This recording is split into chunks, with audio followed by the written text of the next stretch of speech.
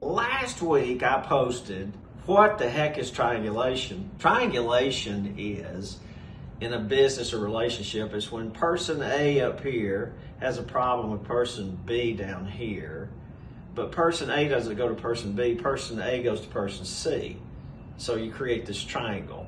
And the reason person A goes to person B is because person A is not owning their conflict with person B. And it's bad because it undermines trust in the system. So B usually doesn't know anything about A's conflict with B. B doesn't know anything's wrong. So A goes to C, and C is being over responsible. So C goes to B and tries to fix whatever the problem is, gets a different, I don't know, usually what you hear from a third party is never accurate, and then C goes back to A. But here's what happens. C winds up exhausted. Triangulation happens in corporate cultures a lot.